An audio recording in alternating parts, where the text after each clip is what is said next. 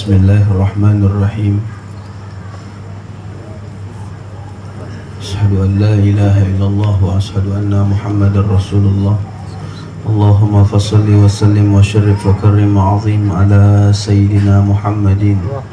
Salatan taghfiru biha az-zunub wa tuslihu biha al-qulub wa tantaliku biha al-usub wa talinu biha as-su'ub wa ala alihi wa sahbihi wa man ilaihi mansub. Alhamdulillah, salawat serta salam selalu tercurah keharibaan manusia terluhur, manusia termulia, manusia yang sangat dirindui oleh manusia ahli ta'ah ataupun manusia pendosa, seluruhnya merindui kehadiran Rasulullah sallallahu alaihi wa ala alihi wasallam. Mengapa manusia merindui Rasulullah? Banyak yang di alam dunia ini mereka sombong dengan keangkuhannya, tak memerlukan Rasulullah, namun nanti di hari kiamat mereka membutuhkan, sangat-sangat membutuhkan Rasulullah.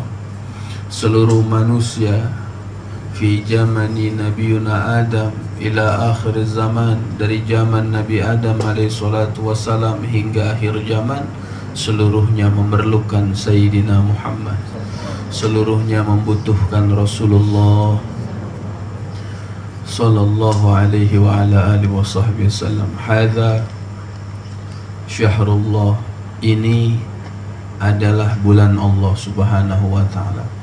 Inna iddata syuhur indallah 12 syahran wa rabatul hurum. Allah subhanahu wa ta'ala berfirman dalam Al-Quranul Karim, sesungguhnya bilangan bulan di sisi Allah ada 12 bulan, dan dari 12 bulan tersebut ada 4 bulan arbaatul hurum, 4 bulan yang dimuliakan. Pertama Dzulqa'dah, Dzulhijjah, Muharram, wa Rajab.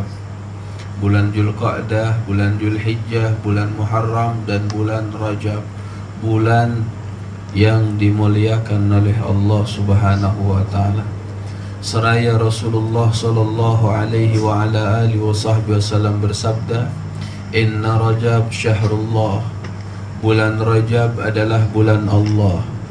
Wa Sya'ban, dan bulan Sya'ban syahri, bulanku, kata Rasul. Wa Ramadan, dan bulan Ramadan syahru ummati, adalah bulan umatku, kata Rasulullah. Jadi Rasul sallallahu alaihi wa ala alihi wasallam menerangkan keterangan ini agar kita memuliakan bulannya Allah untuk berbuat kebaikan-kebaikan. Berbuat kebaikan untuk siapa? Untuk diri kita. Terlalu banyak bekal sudah dunia kita, namun terlalu sedikit sekali, amat teramat sedikit sekali bekal akhirah kita. Kita memiliki rumah, alhamdulillah. Kita memiliki kendaraan, alhamdulillah. Kita memiliki hal-hal yang berkaitan dengan isi rumah kita, alhamdulillah. Namun selalulah kita terus berusaha untuk apa?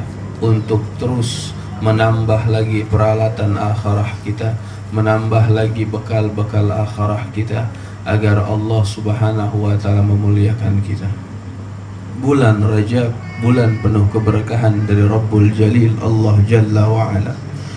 Dikisahkan di kota Baitul Maqdis, di kota Baitul Muqaddas, ada seorang wanita ketika datang hari pertama bulan Rajab, wanita tersebut itu berhias. Seorang ibu berhias demi menghormati bulan Rajab. Ia memiliki baju khusus yang ia buat untuk memuliakan bulannya Allah subhanahu wa ta'ala. Dia pakai untuk ibadah.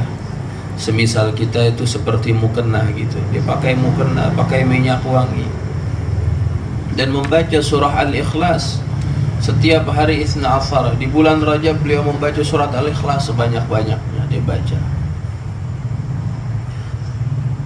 Maka seorang wanita tersebut berwasiat kepada putranya.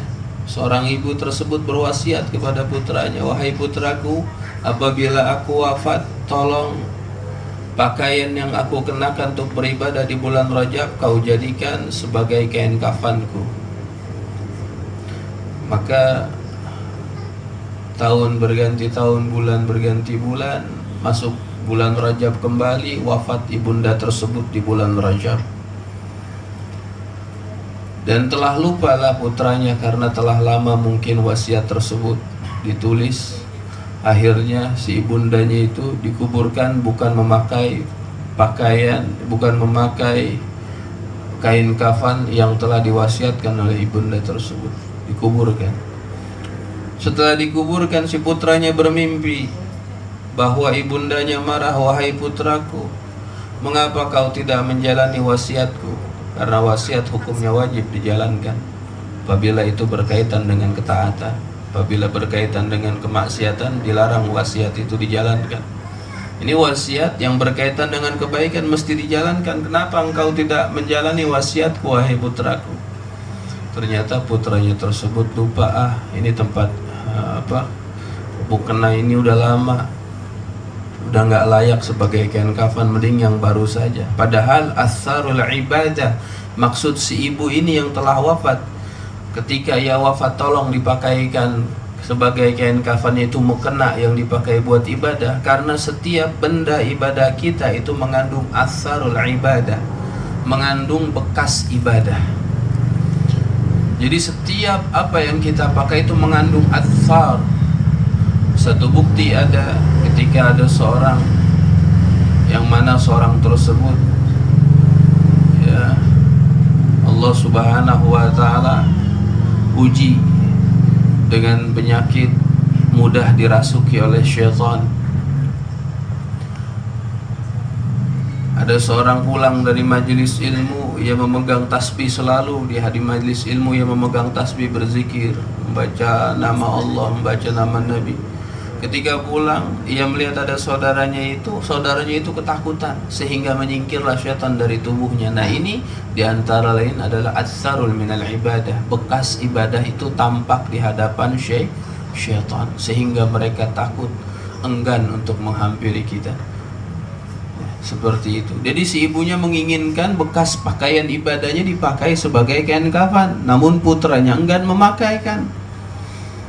Akhirnya bermimpi si putranya itu, marah ibundanya, "Kenapa wahai anak yang durhaka kau kepada orang tua, mengapa kau tak mau memakaikan pakaian yang kupakai untuk ibadah di bulan Rajab agar dipakaikan kepadaku sebagai kain kafanku?"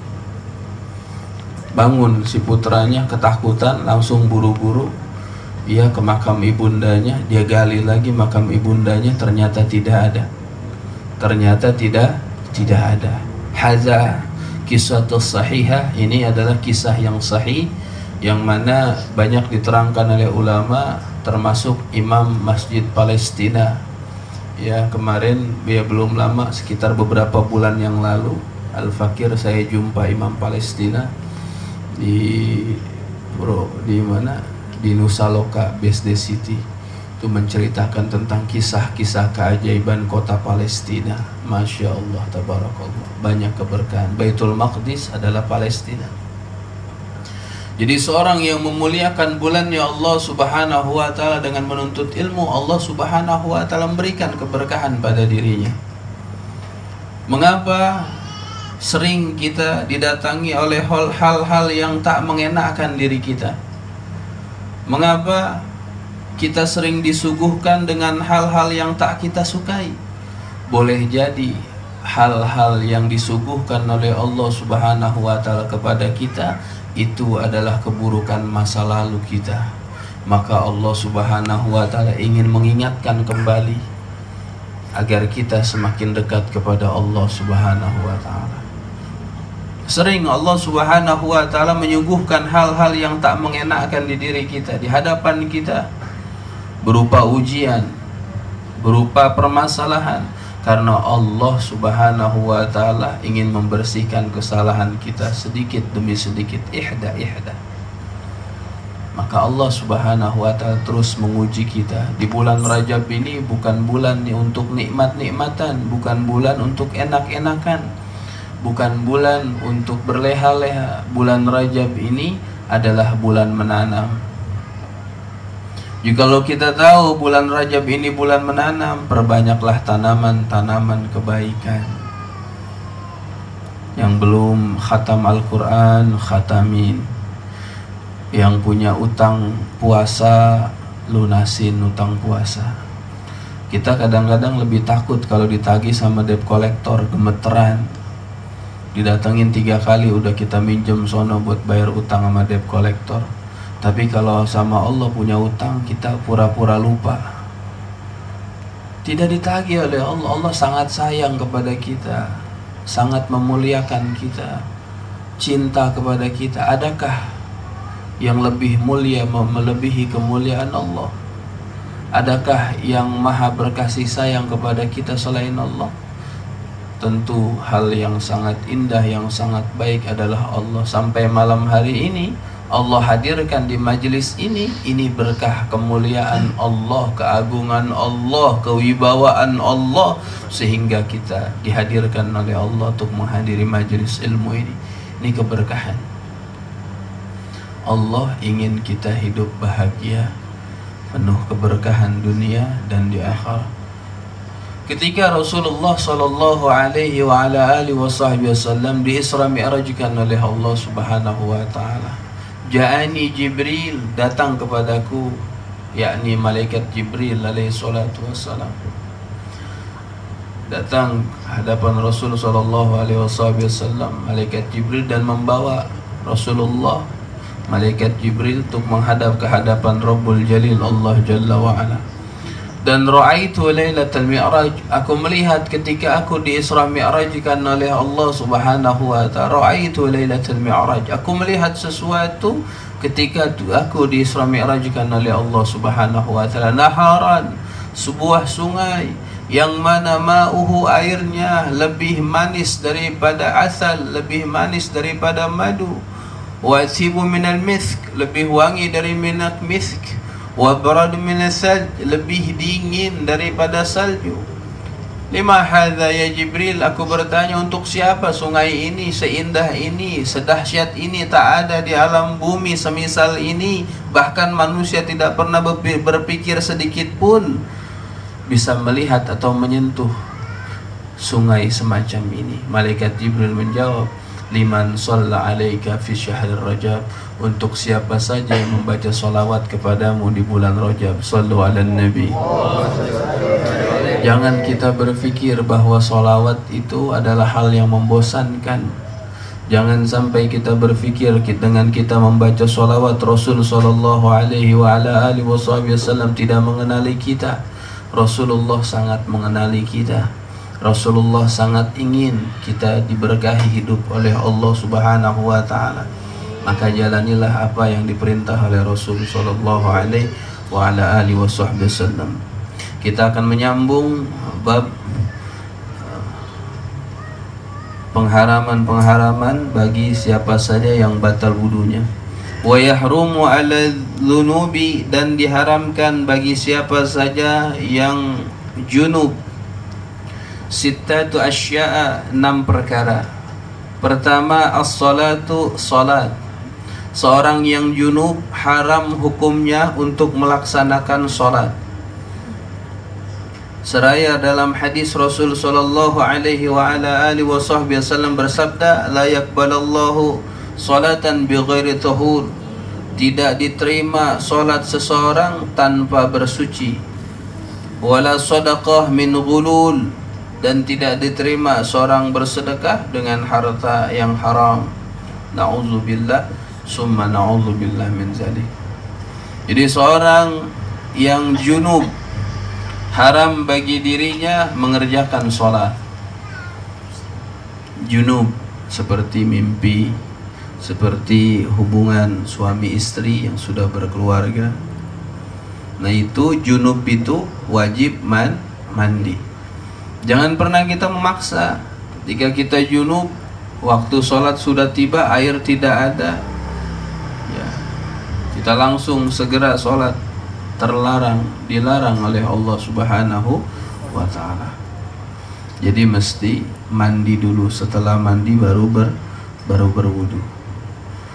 Bagaimana ketika seorang tersebut dalam keadaan junub lantas kehujanan?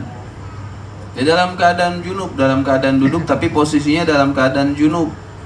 mimpi contohnya, dia dalam keadaan posisi duduk bersila, terus ia mimpi, setelah mimpi turun hujan. Ia niatkan berdiri itu untuk apa? Untuk mandi hadas besar. Nawaitu ghusla rafil hadasil akbari listibatus salati lillahi ta'ala. Langsung mengusap kepalanya, tubuhnya. Setelah itu ia mengambil handuk, ia lap, ganti baju, langsung sholat. Sah tidak sholatnya? Sah sholatnya. Ya, sah sholatnya. Karena ketika hujan turun, hujan itu adalah diantarain rahmatnya Allah Subhanahu wa ta'ala, dan itu juga air hujan itu bisa dipakai berwudu, mandi lagi. Sekarang bagaimana kalau cuma wudu saja? Tidak sah, mesti kalau seorang junub itu wajib mandi. Ya. Kalau tidak ada air, ada seorang yang katakanlah di gurun pasir, dia dalam keadaan junub, tidak ada air, niat tayamumnya niat mengangkat hadas besar. Tayamum jadi untuk menghilangkan hadas besar. Meskipun di situ posisinya seperti posisi tayamum, tapi diniatkan untuk mengangkat hadas besar, terangkat hadas besarnya. Jadi diharamkan pertama seorang yang junub yaitu melakukan sholat. Yang kedua wat-tawaf. Yang kedua adalah tawaf. Tawaf itu mengelilingi Ka'bah. Semoga Allah Subhanahu wa ta'ala menggerakkan kita, rezeki kita, sehingga kita yang hadir di tempat ini bisa melaksanakan ibadah haji wa umrah. Amin. Nih ya, kabar gembira juga nih, Bang Irsan mau umroh katanya sekeluarga. Semoga kabar gembira ini membuat kita juga gembira. Amin ya Rabbal Alamin. Bulan Ramadan katanya Bang Irsan, ibunya Bang Irsan, istrinya, mertuanya umroh semuanya. Semoga amin ya Rabbal Alamin. Kita yang dengar semoga besok Allah kasih rezeki. Amin ya Rabbal Alamin. Terus yakin sama Allah, Allah kasih mudah jalannya dengan izin Allah Subhanahu wa ta'ala. Karena dunia sementara, akhirat selamanya. Tawaf mengelilingi Ka'bah, enteng memang nilainya, ya cuma muter saja. Muter itu haram hukumnya, tidak boleh. Seorang yang junub itu tidak boleh tawaf. Ya. Al-Fakir dulu sewaktu pertama kali melaksanakan ibadah haji, setelah selesai haji lelah, itu duduk di tiang masjid Makkah Al-Mukarramah, itu kelelahan akhirnya ya miring-miring gitu, rebah. Tahu-tahu ajan. Wudu bingung, jauh soalnya jarak tempat wudu sama Masjidil Haram jauh. Akhirnya melihat ada jamaah haji itu semua berwudu pakai air jam-jam semuanya. Akhirnya wudu pakai air jam-jam. Jadi di sana wudu boleh pakai air jam-jam. Bahkan ada yang mandi. Jadi di dekat Masjidil Haram itu, dekat Ka'bah di pinggir-pinggirnya itu ada tempat minum gratis. Ada minum sekaligus dia pandiin tubuhnya pakai air jam-jam gitu. Sampai memang sebelum mereka berangkat haji, mereka meniatkan agar kain ihramnya itu dimandikan dengan air jam-jam. Ketika kain ihram itu nanti dibawa pulang, itu mereka niatkan untuk membungkus jasad mereka ketika wafat. Masya Allah, ini keindahan nih. Jarang orang punya cita-cita sedalam itu. Tadi pagi ada dapat WhatsApp dari sahabat punya saudaranya itu punya uak kayak kita ya, punya uaknya itu dimakamkan di pemakaman pahlawan, Taman Makam Pahlawan. Dia ziarah ke uaknya. Setelah dilihat ada satu kuburan yang unik, Masya Allah, kuburannya unik sekali. Karena kuburan itu rapi sekali, kuburannya pakai kembang, paling bersih, dan sampingnya kuburan pahlawan itu umumnya rapat, tapi itu satu renggang di situ. Yang namanya seorang wanita bertanya kepada tukang kebersihannya, "Pak, itu makam siapa?" "Itu makam Ibu Ainun Habibi." Masya Allah, makam Ibu Ainun Habibi.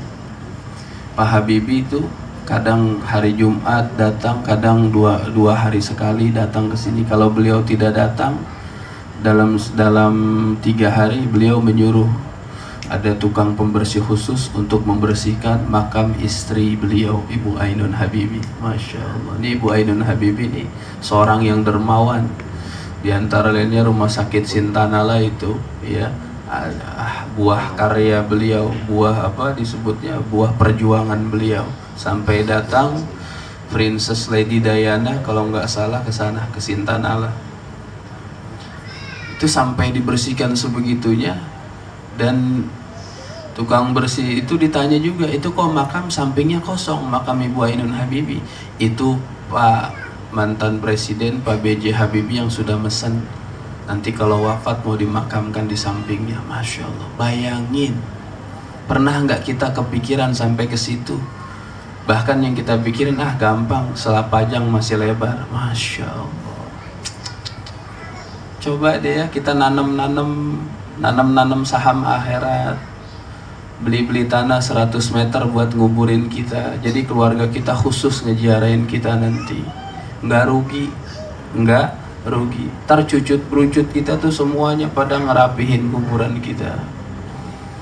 Ya, kalau di tempat pemakaman umum kan ambak-ambakan, ada si anu ngumpul tuh jadi satu.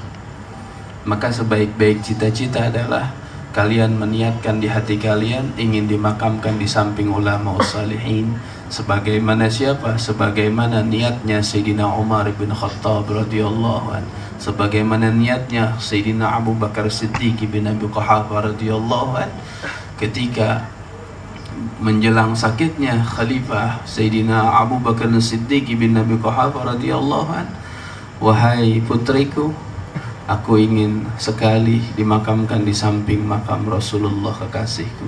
Subhanallah, maha suci Allah. Ini indah, ya.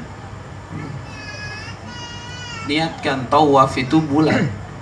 Tawaf itu bulat, tidak zigzag. Labbaik Allahumma labbaik. Kenapa? Ka'bahnya itu persegi 4, tapi seorang yang muter itu membentuk lingkaran. Warfa bidammi wansiban fathan wa dhur kasran ka dzikrullahi abdahu yasur, kama qala asy-syekh al-imam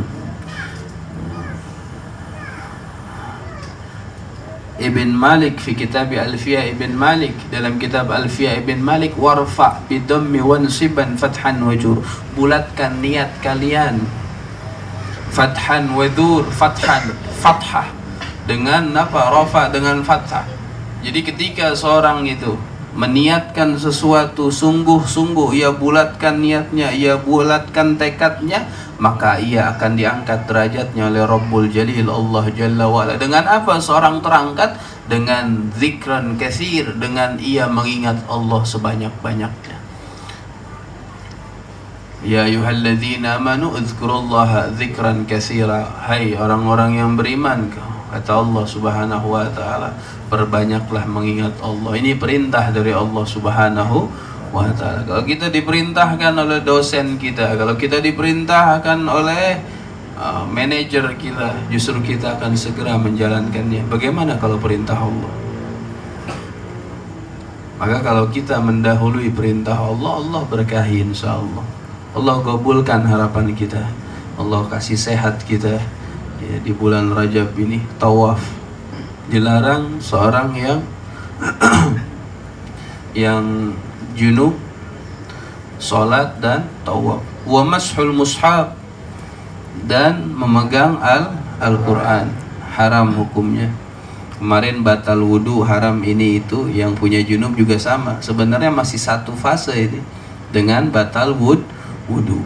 Tapi memang ini dipilah-pilah oleh Syekh Al-Imam Nawawi Al-Bantani agar kita mengetahui seluk-beluk ilmu fikih. Karena dalam hukum Islam itu terpecah menjadi 3. Ya. Pertama kita masuk Islam, beriman kepada Allah Subhanahu wa ta'ala. Iman, Islam, ihsan. Iman, Islam, ihsan. Iman berkaitan dengan ilmu tauhid, rububiyah, hubungan abdun, hubungan seorang hamba kepada Rabbul Alamin, Allah Jalla wa'ala. Iman, keyakinan segala sesuatu ada yang mengatur, kita usaha, Allah yang menentukannya. Yang kedua, Islam. Islam ini berkaitan dengan fikih, ibadah. Peribadahan kita diatur oleh hukum-hukum yang telah dijalankan oleh Rasulullah Shallallahu Alaihi Wasallam. Yang ketiga adalah tasawuf, ya. Ihsan, memperbaiki lagi dari ilmu fikih. Kalau di fikih disuruh sholat zahir kita, kalau di dalam ilmu tasawuf memperbaiki kekhusyuan sholat, memperbaiki hubungan kepada Allah Subhanahu wa ta'ala. Kalau kita ambil kepada ilmu apa? Kepada ilmu tasawuf, ketiga hal ini, iman, Islam, ihsan, ini berkaitan dengan tiga hal. Pertama berkaitan dengan jasadiyah, jasad kita. Yang kedua berkaitan dengan rohaniyah, rohani kita. Dan yang ketiga berkaitan dengan sesama. Jadi tidak afdal seseorang apabila ia hanya memperbaiki dirinya namun enggan memperbaiki lingkungannya. Jadi Islam itu universal, tidak hanya egois mementingkan kebutuhan diri sendiri, namun lingkungannya, ayah bundanya, tetangganya, apabila masak wangi, contohnya nyemur ayam, kecium sama ibunya, bawain. Sama tetangganya, bawain. Sama yang mencium makanan tersebut, ada tetangga mungkin dia mencium ruhaniyah, jasmaniyah, dan lingkungannya, lingkungan sekitar. Itu ahwaliyah, ahwal. Jadi berbuat baik, Islam itu tidak hanya sekedar untuk berbuat baik diri kita sendiri kita perbaiki, tidak. Karena Allah Subhanahu wa ta'ala di dalam Al-Quran mengharamkan seorang masuk surga jumara dalam keadaan sendiri-sendiri. Allah melarang seorang masuk surga dalam keadaan sendiri. Mengapa? Menurut Asy-Syaikh Imam Ibn Katsir, menurut Asy-Syaikh Imam Tabari, ya, mengapa Allah Subhanahu wa ta'ala sampai menerangkan sedemikian rupa melarang surga dimasuki oleh seorang sendirian saja? Karena apa? Karena manusia itu mempunyai sifat sosial. Semestinya, ya, manusia adalah makhluk sosial. Apa itu makhluk sosial? Harus saling bantu-membantu satu dengan yang lainnya. Jadi ketika ia saling bantu-membantu satu dengan yang lainnya, maka akan timbul kekuatan dalam keluarga, saling cinta kasih, dalam bertetangga saling sayang menyayangi, karena Allah Subhanahu wa ta'ala, Allah Subhanahu wa ta'ala mencintai itu, ya. Jadi dilarang seorang yang berjunub, sholat, tawaf, memegang Al-Quran, membawa Al-Quran, dan berdiam diri fil masjid, di dalam masjid. Wa qiraatul Quran, dan membaca Al-Quran dilarang. Kalau menghafal tidak apa. Wa yahrumu bil haid, dan diharamkan bagi seorang yang haid asara, 10 perkara. As-salah, pertama salat haram bagi seorang yang haid, salat sudah dimaklum adanya. Wa tawaf, dan tawaf haram hukumnya. Wa mashul mushaf, memegang Al-Quran haram, membawa Al-Quran haram. Wa fil masjid, berdiam diri di masjid pun sama, sudah diterangkan kemarin. Wa qiraatul Quran, membaca Al-Quran pun sama, ya, tidak boleh. Kalau menghafal, tafadhal, silahkan. Terus bagaimana ketika rambut seseorang yang haid itu jatuh? Sudah diterangkan juga, ya. Sebagian wanita apabila haid, tolong dijaga rambut kita, tolong dijaga rambut kalian yang rontok, dikumpulin. Di dalam kitab Kifayatul Akhyar, ya, Itu Sayyidina Ali karamallahu wajhah radhiyallahu an, yang diridai oleh Allah Subhanahu wa taala. Pertama kali beliau itu ketika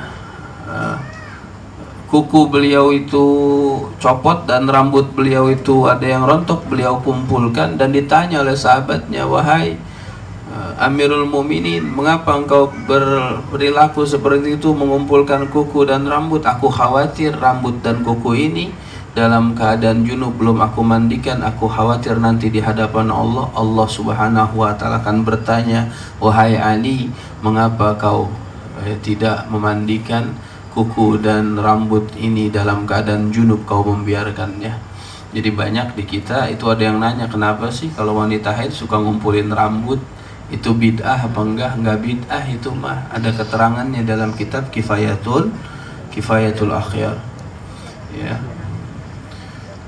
untuk sekedar menjaga kehormatan wanita, aurat, ya, aurat. Wasaum, puasa haram hukumnya, nggak boleh berpuasa. Meskipun kuat dalam keadaan ia haid terus ia mau berpuasa, tidak sah tetap puasanya. Cuma sekedar menghormati suaminya, karena suaminya dalam keadaan puasa, ia tidak makan juga, tidak boleh, harus minum tetap. Cuma minumnya nggak boleh nyinongin. Ini lagi kadang-kadang kan gitu, ya, lagi puasa suaminya dia nyinongin makan es krim gitu, gitu. Nggak boleh tuh ya, nggak boleh. Atau lagi puasa nyendok nasi sama mie, ya nggak, bikin ayam goreng siang-siang, mana Ramadan lagi, beli es campur, nggak boleh tuh, nggak boleh nyinongin ya. Saum, puasa dilarang. Wa talaq, dan tolak, bercerai tidak boleh. Suatu hal yang mubah namun dibenci oleh Allah Subhanahu wa taala adalah at-talaq. Apa itu tolak? Perceraian. Jaga istri kita, cintai istri kita, sayangi suami kita. Suami kita harus cintain. Jangan nikah nih berantem mulu, nggak boleh. Di saat suami kita marah, kita harus ngerti sebagai istri. Di saat istri kita marah, kita pun harus ngalah sebagai suami. Istri kita marah, paling kita dijambak doang. Kalau kita marah, bengep istri kita. Iya, paham? Jadi harus menghormati satu dengan yang lainnya. Istri kita marah, paling marah ujung-ujungnya nangis gitu. Harus kita hormatin, harus kita cintain. Jangan kalau istri kita marah, kita ikut marah. Karena pekerjaan yang paling melelahkan adalah pekerjaan an-nisa, sughulul imra'ah. Pekerjaan wanita yang paling berat nyetrika, nyuci piring, nyuci baju, masak nasi. Encok ente laki-laki. Encok. Bener. Enteng memang, kelihatan enteng. Remeh. Belum apa, yang lagi hamil, Masya Allah, bawa-bawa anak kita. Maka Sayyidina Umar ibn Khattab radhiyallahu an, ketika ada sahabat datang berkunjung ke rumahnya, itu sahabatnya mau curhat. Sahabatnya dia habis diomelin sama istrinya, dia marah-marah juga, dia tinggal. Akhirnya ngadu ke rumah Amirul Mukminin. Amirul Mukminin Khalifah Sayyidina Umar lagi diomelin juga sama istrinya. Akhirnya diam, gak jadi. Amirul Mukminin diomelin juga, gak jadi, dah pulang. Pas pulang itu besokannya dicariin, esokan harinya dicariin oleh Amirul Mukminin Sayyidina Umar bin Khattab radhiyallahu anhu. "Wahai sahabatku, kau datang ke rumah kemarin ya. Kau tahu aku, istriku sedang apa?" "Ya, aku tahu Amirul Mukminin." "Maka aku langsung pulang." "Ada gerangan apa kau datang ke rumah?" "Aku sebenarnya ingin curhat, namun sama halnya persis seperti yang kau jalani ya Amirul Mukminin." "Wahai sahabatku, mengapa aku mengalah terhadap istriku? Mengapa aku tidak melawannya? Mengapa aku tidak memukulnya? Padahal kalau aku memukul, kau tahu, aku ini raja gulat. Dalam peperangan kau tahu sendiri kekuatanku. Namun ketika istriku sedang marah-marah, yang aku lihat adalah anakku, yang aku lihat adalah apa? Adalah perjuangannya ketika melahirkan putra-putriku." Masya Allah.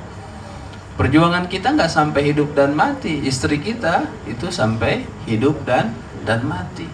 Enak banget ya. Melahirin anak emang enteng, tanya sama kita. 3 jahitan, 7 jahitan, 12 jahitan ada. Masya Allah, tabarakallah. Maka dari itu tebarkanlah kasih sayang, tebarkanlah cinta kasih. Ketika seorang itu sungguh-sungguh mengamalkan apa yang dijalankan oleh Rasulullah, pasti hatinya tentram, pasti hatinya semakin lemah lembut, pasti jiwanya semakin bijaksana ketika menghukumi sesuatu tidak berdasarkan hawa nafsu. Jangan mentang-mentang kita suami capek kerja, nyari duit capek, langsung kita marah-marahin istri. Di rumah aja masak nggak becus, nyuci nggak becus, ngurus anak nggak becus. Masya Allah, nggak boleh. Tutup lisan semacam itu. Jangan sampai kita berkata kasar terhadap istri kita. Karena wallah, demi Allah, Rasul sallallahu alaihi wa ala alihi wasallam menerangkan, aku sebaik-baik suami yang paling baik terhadap keluargaku. Ini Rasulullah sallallahu alaihi wa ala alihi wasallam ketika beliau dimaki oleh istri beliau, marah-marah, yakni istri beliau marah-marah, beliau tersenyum dan beliau menyingkir. Ini akhlak Rasulullah sallallahu alaihi wa ala alihi wasallam. Siapa yang ingin kita tiru? Kalau kita ingin meniru Rasulullah, berkasih sayanglah terhadap istri kita. Jangan sampai jelalatan, ya, bahaya, penyakit akhir zaman nih suami-suami. Seorang laki-laki akhir zaman ini jelalatan. Istri kita anak udah 4, udah 3, udah dol. Kita malah kan ngelirik wanita lain. Astagfirullah. Justru membanding-bandingkan, lebih cantik wanita di luaran. Nauzubillah. Padahal apa? Padahal istri kita paling cantik sedunia. Mengapa paling cantik sedunia? Karena ia telah melahirkan siapa? Melahirkan anak buah hasil cinta kita terhadap istri kita. Cintain, sayangin. Ya, capek. Maka seorang wanita itu mempunyai nilai plus di hadapan Allah Subhanahu wa ta'ala. Apa? Di saat haid enak makan, suami nggak boleh makan. Coba laki-laki halangan ya? Nggak ada. Cari di kitab mana, cari di ayat mana, ada nggak laki-laki halangan? Lagi nggak puasa nih, lagi halangan, halangan nggak ada. Cari dalilnya di mana? Hah? Lagi apa ente? Gak puasa, lagi men. Oh, laki-laki mencret berarti. Sakit kalau itu, mennya beda. Ya, Masya Allah, tabarakallah. Jadi harus cintai istri kita, tebarkan kasih sayang. Dan diantara yang membuat kasih sayang itu meningkat adalah ketika kita ingin berangkat kerja, istri kita itu mesti mencium tangan suaminya. Dan suaminya mesti mencium kening istrinya. Karena dalam, maaf nih yang belum rumah tangga, nanti suatu saat rumah tangga amalin tong ya. Sekarang jangan banyak mimpi mulu, jangan. Itu untuk mempererat hubungan suami istri, diantaranya apabila suami kita berangkat kerja, cium tangannya, dan istri kita cium keningnya. Jangan pengantin baru doang begitu. Udah punya anak 4, 10 juga nggak apa-apa kayak gitu. Romantis ajarannya Rasulullah Shallallahu Alaihi Wasallam, karena akan memperkuat hubungan suami istri. Allah berkahi insya Allah. Ya, jadi dilarang puasa bagi seorang wanita yang haid wa talak, bercerai, tidak boleh nih. Ya, dalam keadaan haid ditalak, ya itu haram hukumnya. Yang menalak suaminya haram hukumnya. Ya, istri bagaimana suami? Kalau suaminya dia mentalak dalam keadaan haid, itu suaminya itu haram hukumnya, menalaknya. Dan istrinya pun dilarang meminta talak. Semoga kita dijauhi dari pertalakan, amin ya rabbal alamin. Wal marum fil masjid, dan berdiam diri di masjid dilarang. Bagaimana sekarang yang memakai pembalut, bagaimana diperbolehkan tidak duduk di pelataran masjid hanya untuk mendengar ceramah? Ada ulama yang menerangkan mubah, itu boleh asal jangan di dalam masjid. Kalau di dalam masjid banyak ulama yang menerangkan keharamannya. Sedikit sekali ulama yang memperbolehkannya, karena setiap ulama mempunyai dalil konkret tersendiri masing-masing. Ya, in khafat talwisu wal istimta'. Khawatir getihnya atau darahnya itu jatuh. Zaman dahulu kan gak ada pembalut ya. Kalau sekarang udah ada pembalut, tetap hukum gak bisa berubah. Gak bisa berubah karena adanya pembalut. Bima baina surra waqbah, jangan sampai terlihat antara apa? Antara pusat. Ya. Itu antara apa? Antara pusar itu nggak boleh kelihatan, tuh haram hukumnya. Yang kelihatan surah muka, apa itu lagi ini mana 30 31-nya kemana ya? 30 32.